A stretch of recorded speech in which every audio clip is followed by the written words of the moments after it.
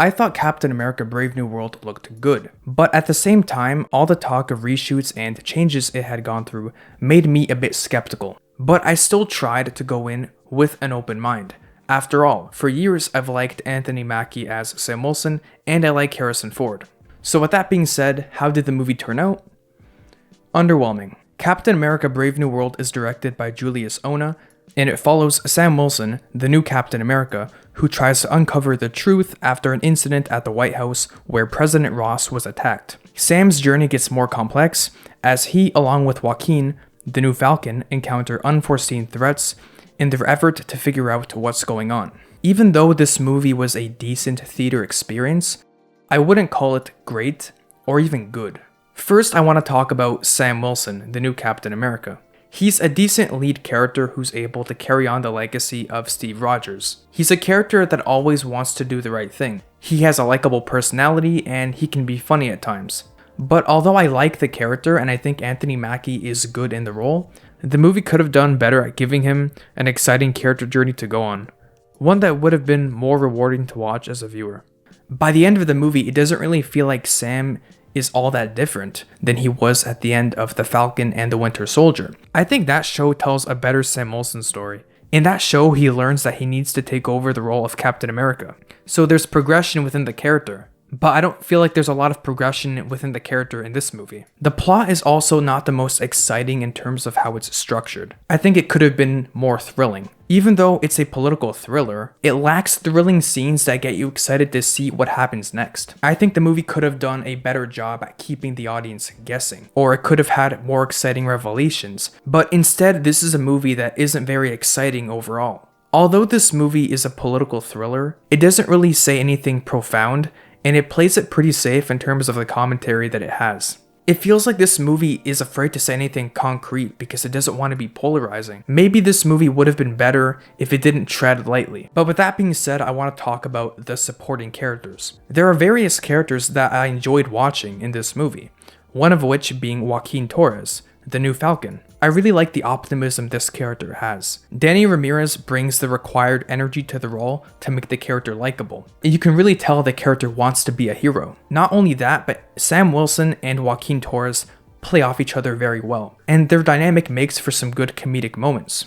Harrison Ford is a great choice to take over the role of Thaddeus Ross. The character also has some moments that are a little bit more comedic and sentimental, and Harrison Ford also does a good job with those moments. He overall makes the movie more enjoyable. I think he and Anthony Mackie play off each other pretty well, with the moments where they're arguing and opposing each other. But at the same time, I think Sam and Ross could have clashed and opposed each other in a way that would have led to a more exciting narrative. But I'll talk more about this character in the spoiler section. This movie also sees the return of Tim Blake Nelson as Samuel Stearns, who's also known as the Leader. And we haven't seen this character since The Incredible Hulk, and it was cool to see him once again. Stearns is a somewhat entertaining antagonist. You understand why he's doing what he's doing, and his presence is kinda unsettling. But at the same time, this character could have used some more screen time. Not only that, but his addition to the movie doesn't really make for an impactful or exciting opponent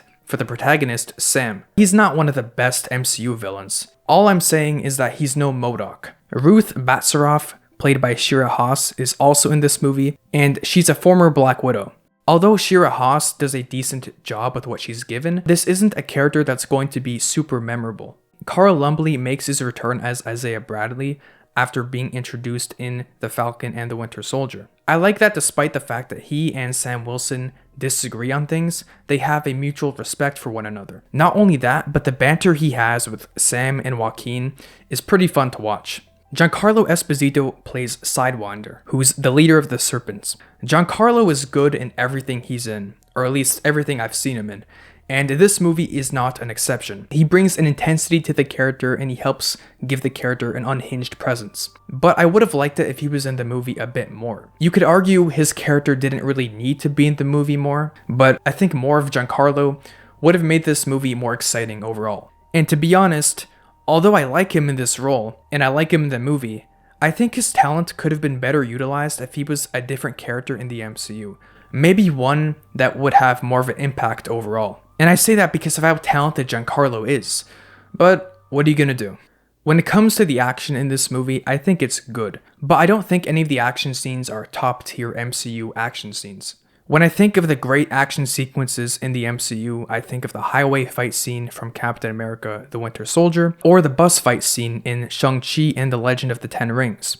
Those are just a couple that come to mind. This movie doesn't really have a fight scene as memorable as those that I'm going to want to revisit. But overall, the action in this movie is still enjoyable.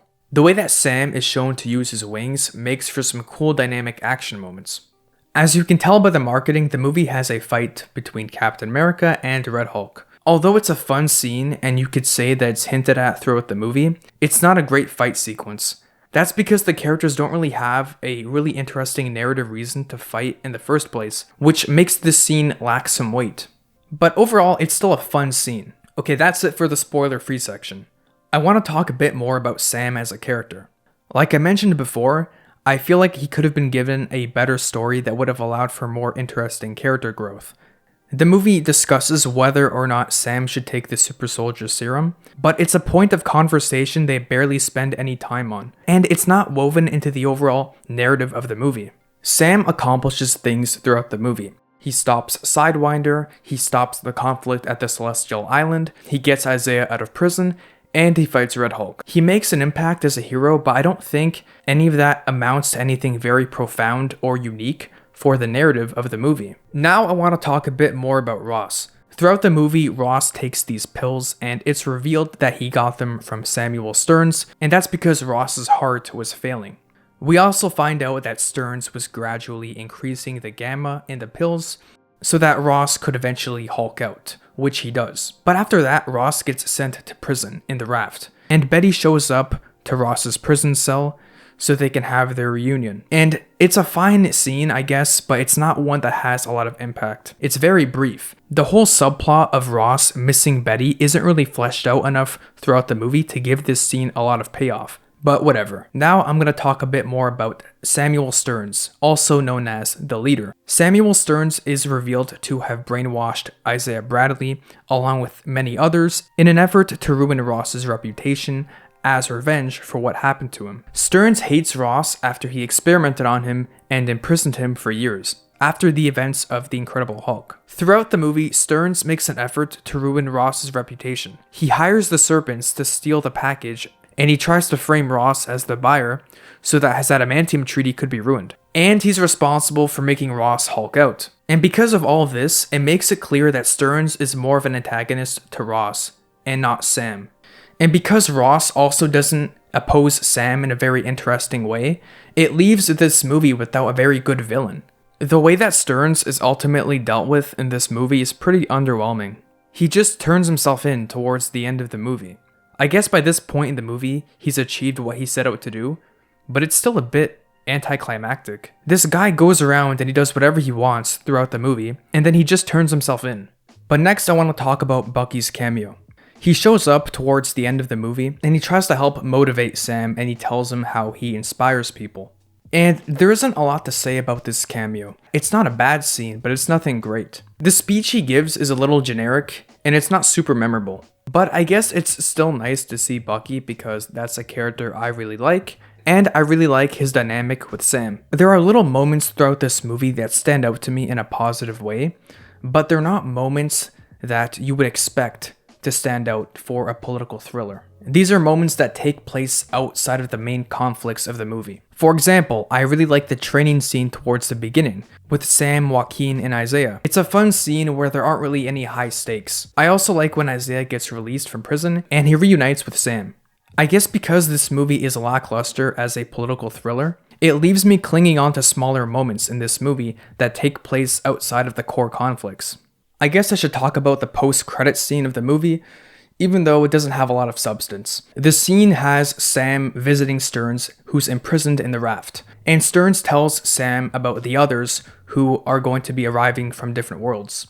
But this scene is just too vague to get me excited for anything it's teasing. Maybe it just shouldn't have been in the movie. Overall, even though Captain America: Brave New World is a decent time, I wouldn't call it anything more than that. I wouldn't call it a good movie. It should have explored its characters and world in a more interesting way, and it should have given Sam Wilson a better story that was more exciting. But as it stands, although this movie has its moments, it's overall lackluster. But it's not the worst movie in the MCU. So tell me your thoughts on Captain America Brave New World in the comments section, and make sure to drop a like, subscribe, and I'll see you in the next one.